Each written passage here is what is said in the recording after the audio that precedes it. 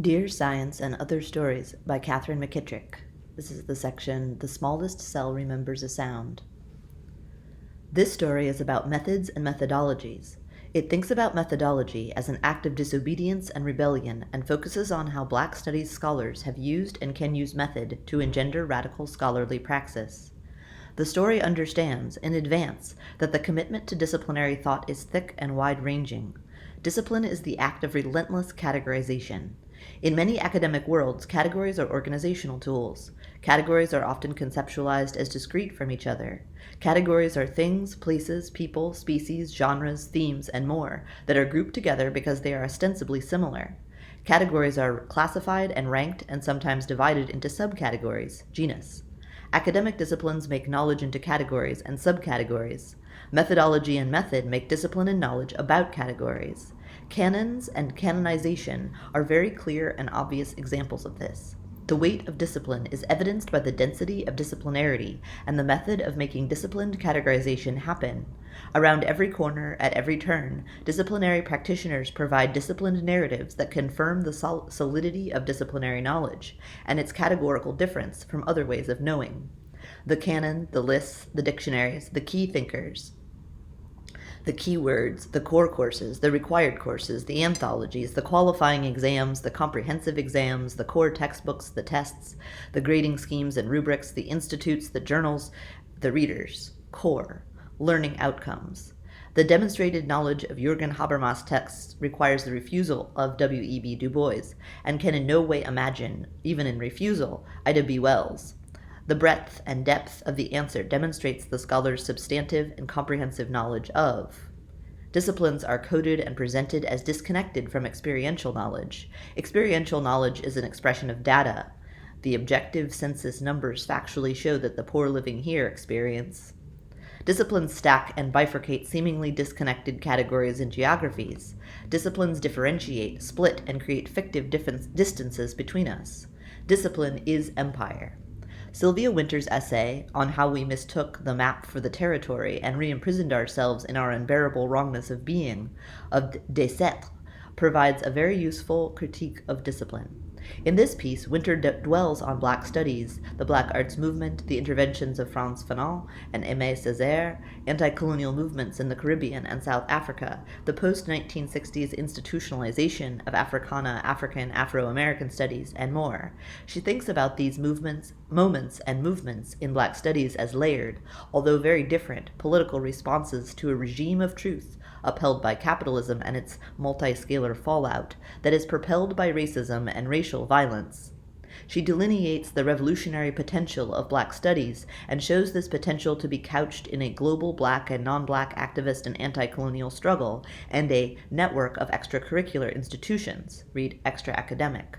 She also remarks on the penetrating insights that emerged from globally subordinated peoples moving out of their Western assigned places and calling into question what was, in effect, the structures of a global world system. She then breaks down how this radical and collective questioning of place by the world's most marginalized was incorporated into the consumer horizon of expectation of the generic class. Her breakdown is detailed. What I observe here are the links Wynter makes between biocentricity, racism, and the institutionalization of what I'm going to crudely call identity disciplines: women's studies, feminist studies, ethnic studies, queer studies, African American studies, and so on. Using Black and African American studies as her focus, Wynter addresses the tensions between liberatory thought and generic institutionalized politics. One of her analytical threads explores race as a key concept that shapes a range of knowledge systems. She teases out how racism and self-alienation are part of a larger self-replicating system that, within the context of capitalism, profits from maintaining a biocentric order wherein the figure of the Black is assigned the status of the less than human. This order is, all at once, breached and disrupted and resisted by and through Black intellectual thought, scholarly contributions, creative texts, and so on, absorbed by a range of people across racial identifications, profitable. The analytical thread Winter offers allows us to think about how systems and practitioners of disciplinary knowledge, even in subdisciplines such as posthumanist thought or Marxist theory and or identity disciplines such as ethnic studies or women's studies, all of which appear to counter the normative disciplines and canons, are invested, experientially and economically and psychically, in sustaining our present system of knowledge, which venerates Homo economicus. The rigid and restrictive underpinnings of disciplinary thinking become apparent when we notice that categorization, specifically the method and methodology of sustaining knowledge categories, is an economized emulation of positivist classificatory thinking that is produced in the shadows of biological determinism and colonialism. Generic, Janus. The learning system and its attendant methodology produce an ungenerous taxonomy that segregates kinds and types of knowledge, as well as the spaces where ideas are generated. The taxonomy is ranked and funded accordingly. In this learning system, the fictive differences between humans swell. The splitting and differentiation of ways of knowing is in part, Edward Said reminds us, the function of empire. Discipline is empire. This is exemplified when, for example, we notice that studying black people and studying indigenous people is an intricate Malthusian project of bifurcating each racial history according to different identity markers and genealogies, which shadow biocentric and colonial logics.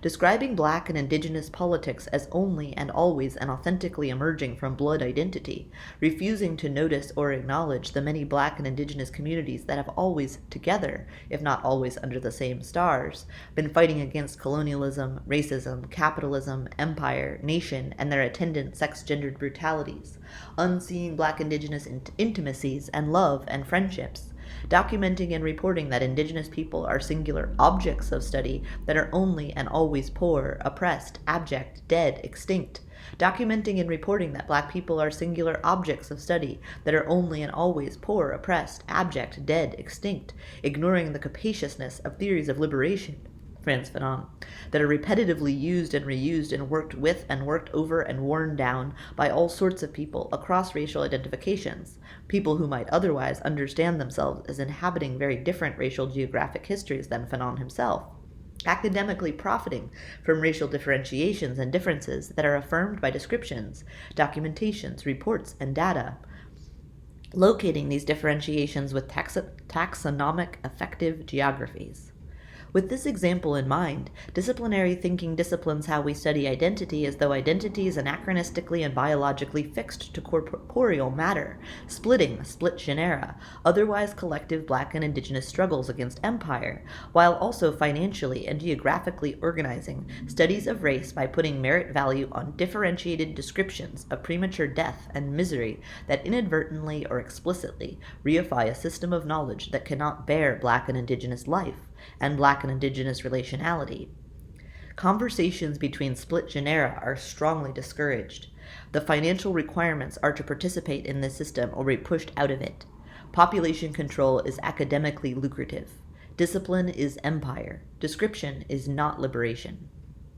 The incorporation of identity into disciplined learning systems, the institutionalization of identity within the context of the university, has resulted in a grim reification of a biocentric order.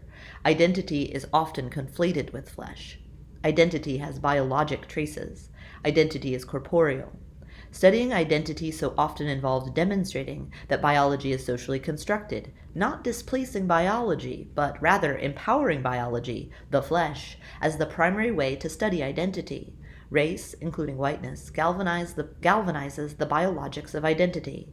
In academic settings, identity disciplines, just like the discipline of English literature, are canonized and economized. There are good identities and bad identities. There are good women, good queers, good people of color, and then there are bad women, bad queers, bad people of color. There are good books and bad books.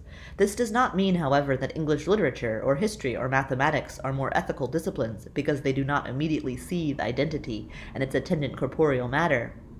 Rather, it means that in academic settings, identity disciplines function to uphold misery and empire and the segregation of ideas and idea makers precisely because all disciplines are differently enfleshed and classified and hierarchized. If identity is biologic, or to be more specific, narratively biologized, are the identities that make and produce and uphold disciplining categories not also biologizing disciplines? If so, all disciplinary thinking is laden with colonial logics, and all disciplines are enfleshed, as gendered, raced, sexed, and so on. Identity disciplines, those areas of study that were set up to research and work to undo oppression and are so often kept afloat and administered by hard-working queer, Black, Indigenous people of color, are particularly poignant examples of how academic institutions colonize the production of knowledge by defining, policing, determining, financing what categories, genus, studies, should live and die.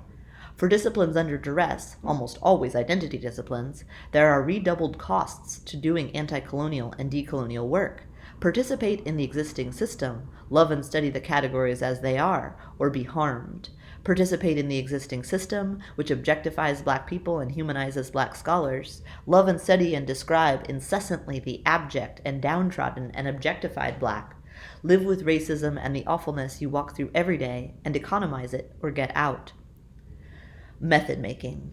This story is not meant to eschew academic institutions. As I note below, Black methodology and method making, which are academic and extra-academic, offer rebellious and disobedient and promising ways of undoing discipline. And those of us who work in these places that weigh us down can carve out surprising and generous spaces that challenge existing political visions, allow us to fight against inequity and racism, work against racial violence, and collaborate. These spaces, of course, were studied, named, lived, and revolutionized by figures like Claudia Jones, in a global sense, freedom spaces that are sometimes right there within and in excess of the mess of the academy. The moment Winter notices, when globally subordinated peoples moved out of their Western assigned places and called into question the structures of a global world system, is, I want to argue, a rebellious methodological moment that enunciates Black life outside of crude, biologized identity claims. To put it another way, Winter methodologizes the unfinished possibilities of collective struggle. Here, I want to make really clear, is one of Winter's uniquely urgent contributions to Black studies and studies of liberation. She does not have a specific object of inquiry, nor does she have a specific question. What is Black studies? Where is liberation? Why are we dying? Indeed, with this in mind, I would argue, boldly, that describing her work as invested in the human as an object of analysis is perhaps misguided.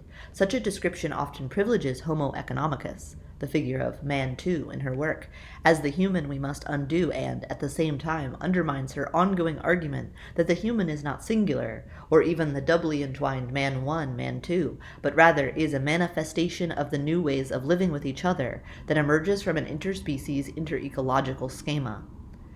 A preoccupation with only the human also privileges and centers the very human she and we seek to challenge by disregarding or marginalizing the perspectives of man's human others and Winter's ongoing insistence on a species perspective that is tied to our ecological worlds, plot and plantation, drought, desertification, global warming and climate change, and so on. If our analyses of Winter's work are preoccupied with the figure of the human, we risk only talking about and writing about and describing the human we already know. In reducing our ideas to a singular fictive figure, we will lose our way. Winter is offering a way to read radically.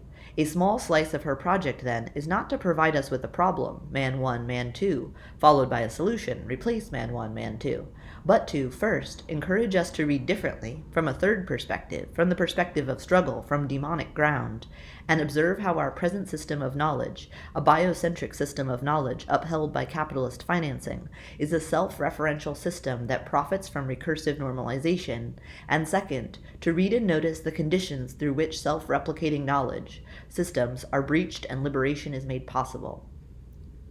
Black intellectuals engender a perspective of struggle, the demonic ground, and other heretical interruptions. Across her writing, Winter illuminates the ways in which the history of Blackness provides the conditions to learn and live and love our world differently. Reading anti-colonially is deciphering practice. As a methodology, rather than simply a time past that is over and done with, the 1960s questioning of the global world system that Winter highlights is productively unfinished. Positioned as an open questioning, method and methodology are unhinged from the status of noun and thrown into the less predictable work of verb. Method making. I theorize Winter's insights on the rebellious potential of the 1960s, what she describes as the groundwork for the realization of a new order of being human, as long-standing and unfinished method making. This kind of analytical maneuvering marks Black rebellion as method making. This is one way to signal and think about the praxis of Black life and livingness.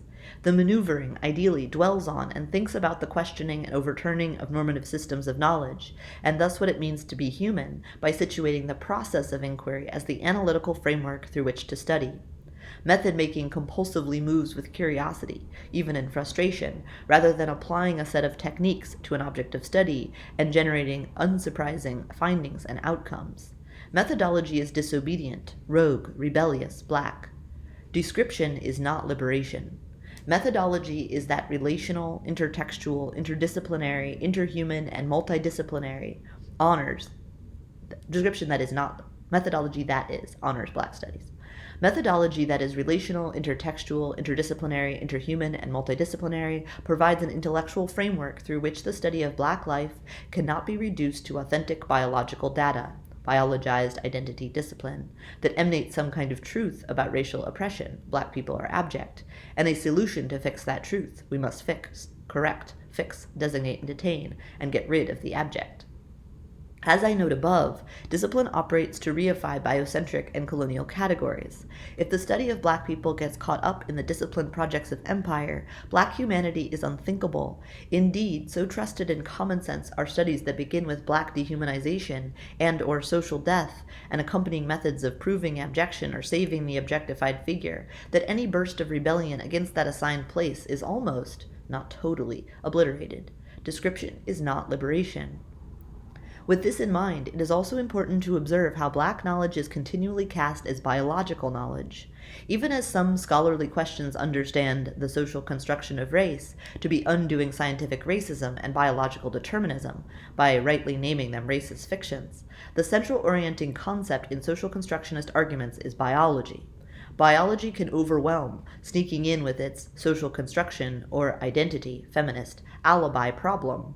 The sexed body is socially constructed. The sexed-raced body is socially constructed. This problem seemingly displaces biology, but in fact consolidates gendered racial categories by positioning them as concrete analytical foci, cores, and in the end determining and finalizing how we seek to explain injustice. Answer: biological determinism is wrong. Consolidation: if the problem and the answer are framed through a biocentric learning system, biologized identity disciplines, the figure of the Black is guaranteed the consummate slot of the non-human precisely because Blackness, in this specific learning system, is a priori expressing descriptive, socially produced, abjectness, a hemorrhage that splattered my whole body with Black blood.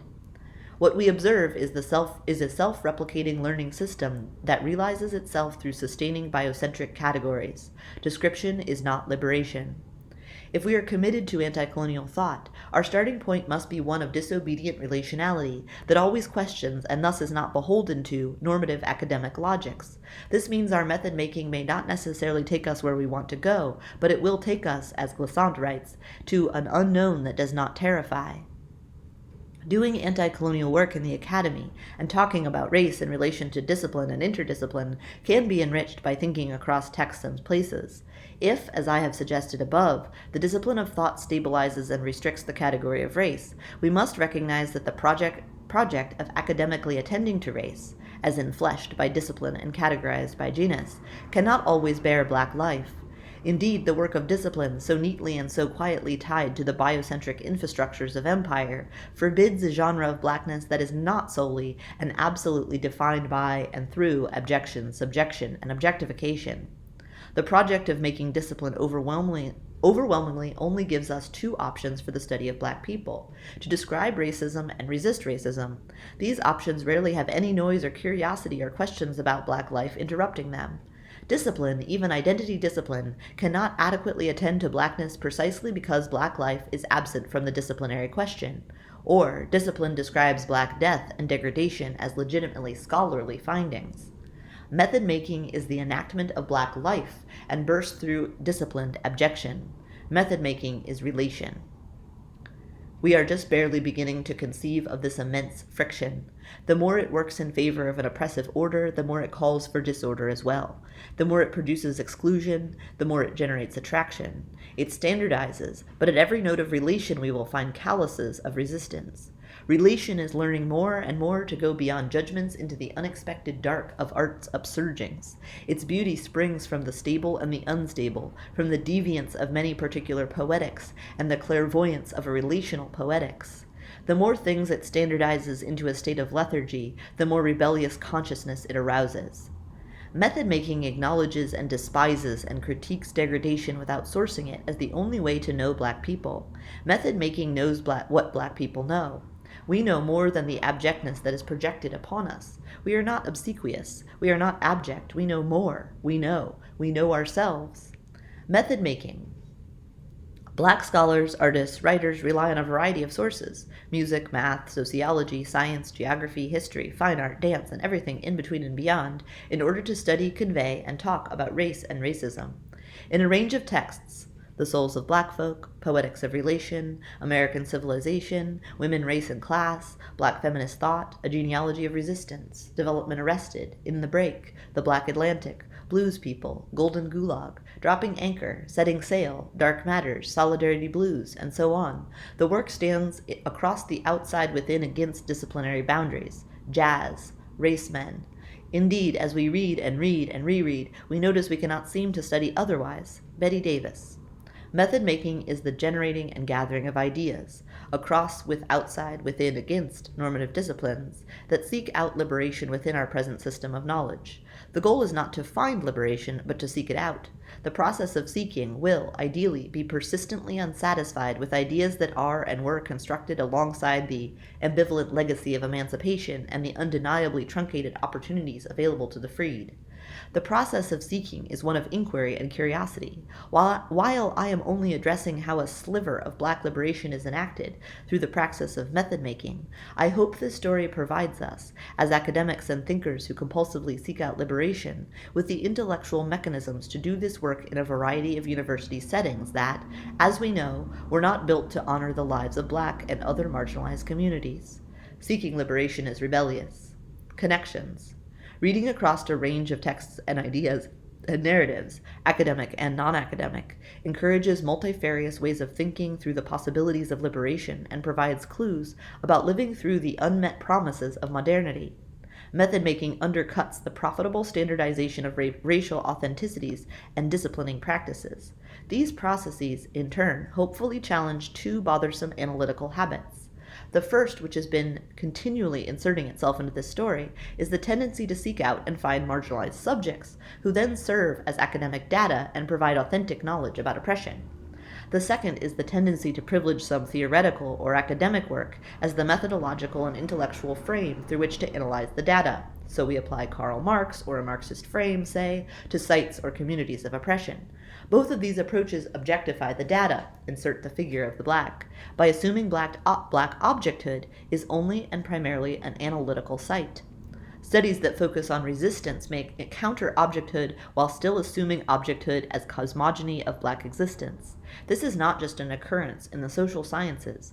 It also occurs in the humanities when the data is creatively based. Applying Judith Butler to, say, Toni Morrison, as though Morrison's creative text is not an intellectual narrative, but rather data that, for example, illuminates performativity. What has Morrison taught Butler? Something, I hope. So the conundrum is soldered to our analytical sites, specifically when blackness is conceptualized, a priori, as a site that signifies dispossession or emerges out of dispossession. The data of dispossession, like the enfleshed identity discipline, is mobilized to advance feminist or related anti-oppression projects, only to dispossess the marginalized by presupposing that their political vision is teleological, moving, say, from oppressed to free. All too often this process describes black objecthood. Description does not question the generic class. It is not curious or uncomfortably and persistently open. If the rebellions and resistances that question our present system of knowledge are authenticated and read as only oppositional to objecthood, rebelliousness fades. As method of liberation in life, rebellion sustains. Can the preoccupation with the black body, whether that involves liberating it from scientific racism or honoring it as a site of resistance, perhaps conceal a range of black knowledge formations that, while certainly embodied, are not reduced to the biologic? This is an urgent analytical problem because so often black knowledge is analytically posited in advance as biologic, an oppressed body that body knowledge emanates from, and is therefore already marginal or excluded or outside to how we know. These places of and for blackness and black thought, laden with lingering racisms, can, we well know, seep into analyses too, disciplining through the production of academic space and through the racial codification of scholarly rules, often determines how race is lived, debated, departmentalized, interdepartmentalized, and mapped out in university settings. The disciplining of thought, the process of habitually delimiting what we know about blackness through honoring colonial perimeters, stabilizes race and perpetuates racism. More specifically, the biocentric logic of race, which sorts and assesses bodies according to phenotype and attendant evolutionary scripts, is part of a larger common sense belief system that seemingly knows, and thus stabilizes, the biological data that validates unevolved black deviance. This belief system thus knows in advance who should live and who should survive and who should die and who is naturally selected and who is not naturally not selected. Indeed, this biocentric belief system is steadily carried forward, not articulating itself in the same way over time and space, but certainly shaping what we think we know about and how we know black people. Part of our intellectual task, then, is to work out how different kinds and types of voices relate to each other, and open up unexpected and surprising ways to think about liberation, knowledge, history, race, gender, narrative, and blackness. As we see from the work of many scholars of black studies, the liberatory task is not to measure and assess the unfree and seek consolation in naming violence, but to posit the many divergent and different and relational voices of unfreedom, are analytical and intellectual sites that can tell us something new about our academic concerns and our anti-colonial futures. I am especially interested in how black life and livingness are tied to creative, intellectual, physiological, and neurological labor. This emerges from noticing the physical cost of practicing a range of black studies. I am not abandoning the body or the biologic. We are, after all, flesh and muscle, bones and blood and water. Instead, I want to create the biologic as relational to black intellectual life and creative praxis. Perhaps this will, if only for a moment, honor black life in ways that do not require beginning with and then saving the violated black body. In their narrative, poetic, visual, psychic, and physiological responses to racism, black cultural producers reconfigure normative and biologically deterministic understandings of race by producing works that are in tandem with, yet imagine, our past, present, future outside colonial logics. Many black musical texts, to give an obvious example, are lyrical and sonic critiques of colonialism, racism, structural inequalities, and other forms of violence. What one can take from black music, importantly, are the ways these counter-narratives to colonialism and racist violence are psychic and physiological experiences. Black creative texts are therefore narratively oppositional, but something else is going on that cannot be easily captured by an analytic of oppression/resistance. As studies on neurobiology and creativity show, the act of making and listening to and engaging creative texts, music, visual arts, and so on, brings neurological, affective, physiological pleasure, sadness, and reparative possibilities. Black creative work is, I put forth all at once, resistance, critique, method-making, praxis, and a site of neurological and physiological experience. The bundling of narrative, praxis, and corporeal feeling repositions blackness. The biologics of race are not a location of a priori oppression. Instead, we glimpse how the creative and intellectual physiologies of black life are relational. Black texts and narratives require reading practices that reckon with black life as scientifically creative. This is a way of being where black is not just signifying blackness, but is living and resisting, psychically, physiologically, narratively, the brutal fictions of race. We do not just signify. Reading black this way demands a different analytical frame, a scientifically creative frame, that unfolds into a different future. This is a future that honors black creative praxis, the practice of making black life through, in, and as creative text. The creative text does not have to be good or artful or aesthetically pleasing or popular. What the creative text is does not matter as much as what it does. And one thing Black creative text and Black creative praxis do is illuminate narratives of Black life and humanity and, at the same time, create conditions through which relationality, rebellion, conversation, interdisciplinarity, and disobedience are fostered. Thus, the text is not simply a representation. The text is bound up in acts of psychic and physiological rebellion and disobedience that continually unveil the limits of casting Black knowledge as only emerging from the violated body. Part of our task, part of creative praxis, is to honor the creative text as a theoretical text. If we are committed to relationality and interhuman dialogue, if we are committed to academic practices that disobey disciplines, then the song, the groove, the poem, the novel, the painting, the sculpture must be relational to theory and praxis. These kinds of strategies, reimagining the Black biologic as creative knowledge, disobeying the disciplines, viewing Black texts as verbs rather than nouns, engendering interhuman relationalities, asking the groove and the poem for theoretical insight, provide intellectual spaces that define Black humanity outside colonial scripts.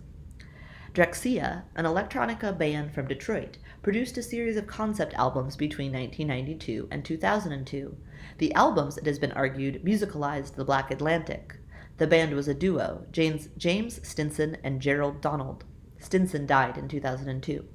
The narratives and stories surrounding Drexciya are numerous. Stinson is said to have mostly worked alone, although the few early writings about the band and their music always include reference to Donald.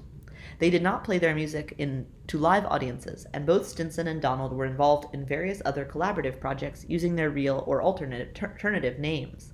The most recognizable is their affiliation with the underground resistance techno collective from Detroit.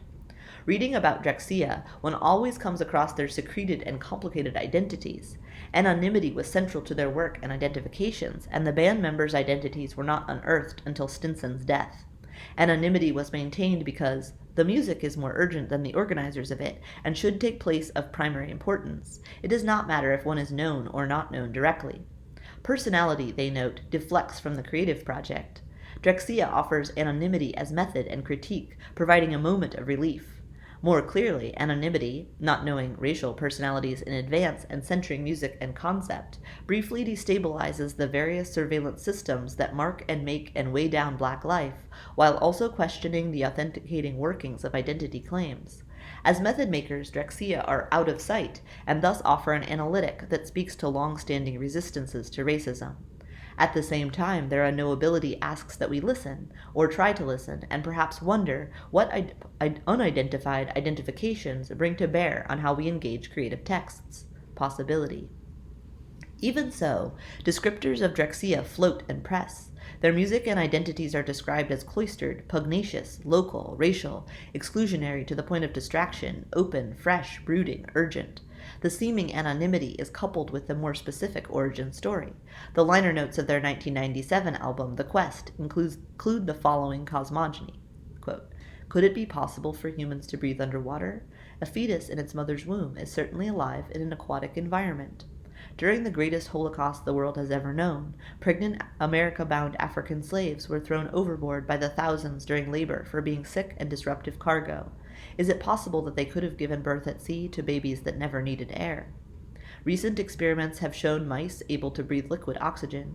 Even more shocking and conclusive was a recent instance of a premature infant saved through certain death by breathing liquid oxygen through its undeveloped lungs.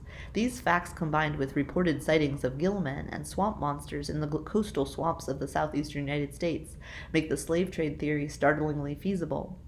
Are Drexciyans water-breathing, aquatically mutated descendants of those unfortunate victims of human greed? Had they been spared by God to teach us or terrorize us? Did they migrate to the Gulf of Mexico, to the Mississippi River basin, and on to the Great Lakes of Michigan? Do they walk among us? Are they more advanced than us, and why do they make their strange music? What is their quest?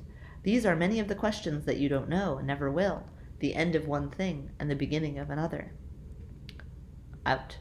The Unknown Writer. End quote. Drexciya are often tagged as Afrofuturists. The Aquatopia that spatializes many of their albums promises a science fiction future that is shaped by and has learned from the violence of the Middle Passage. The cosmogony offered by Drexciya is seductive. It not only reminds us of Funk and Sun Ra and Octavia Butler, but also, perhaps more importantly, takes into account and gives a regenerative future to the violences that occurred on the Middle Passage. The killing of enslaved Africans on the Middle Passage was commonplace. The deliberate murdering aboard the slave ship Zong stands out as one of the more studied massacres. According to Drexciya, the hundreds of enslaved people thrown overboard did not die. The enslaved thrown overboard gave and give us life. But this reading too leans toward the narrative, for I think in Drexciya we seek, or at least I seek, something to cling to, something to know that is knowable, and the cosmogony in the liner notes of the quest provide a redoubled satisfaction. A legible neo-slave narrative that promises a future. But this future, as we know, has not arrived yet. We are still waiting. While we wait, I turn to the music itself. I read Drexciya not as necessarily emerging from a narrative of the Middle Passage toward an Afrofuture Aquatopia, but instead as collaborative sound labor that draws attention to creative acts that disrupt disciplined ways of knowing. To begin, how might one describe lyricless Detroit techno? Andrew Garrick describes the band's music as short tracks of spackled analog funk, offering occasional clues about Drexciya's sci-fi mystery. Wild high-pass filters provide plenty of twine for James Stinson and Gerald Donald to bind their clapping 808s. Beautiful stylistic diversions, a wily slab of electro. On Harness to the Storm, I hear fast tin beats atop heavy-moving, long, shaking bass lines that are animated by light green taps. On Harness the Storm, I hear electronic hi-hats, spa, spa, spa, spa, spa, spa. I hear hollow echoes and deluge. On Harness the Storm, I feel bump, trap, boom, loss, trap, isk, isk, crash. These narratives, the Middle Passage cosmogony, the spackled analog funk clapping 808s, spa, spa, spa, spa, zap, shk, loss. The anonymity of the band can be thought about alongside creative labor. Working primarily with a synthesizer, the band generates and modifies sounds electronically. The synthesizer, as we know, can imitate different instruments. So, the moment of synthesization is about collaboration, borrowing, sharing, removing, and rewriting. With this, they use algorithms to create a signal with different sounds, thus taking waveforms, synthesizing them to provide a soundtrack to the storm. They electronically harness the storm. Importantly, though, Drexciya also recorded all of their albums live. By this, I mean they played live into a pre-digital analog recorder. What they were given as listeners is synthesized improvisation. They harness the storm and then let it go. Improvisation demands practice and structure. It is not a natural process. It is practiced creative labor that is physiologically enacted. The labor of music, the work of making music, draws attention to acts of collaboration. The work of practice and practicing is, as well, always coupled with improvised sound, for one cannot improvise without practicing and arranging and rearranging memory patterns developed through partly unconscious repetition and creative innovation. The brain and consciousness express, physiologically, creative labor that is then shared, passed on, collaboratively enjoined with a range of geographic contexts. Drexciya gives us a different entry into theorizing and sharing Black liberations by pushing us to think differently about how and why we gather knowledge. The band, their narratives, their anonymity and unintelligibility, and their lyricless, improvised, synthesized texts storm and explode identity, personality, embodiment. The moment we honor the creative labor that lies within and across these intertwining narratives. This is method making. This is praxis. It is also a co-relational interdisciplined lens through which we might read our human activities. Through this lens, Black subjectivity is, in the Stuart Hall sense, becoming. But I am also suggesting it is something else. Blackness here is work, and it is a praxis of life, bringing human invention into existence and honoring this particular Black story as evidence of the ongoing physiological and creative application of knowledge and skills that recode life.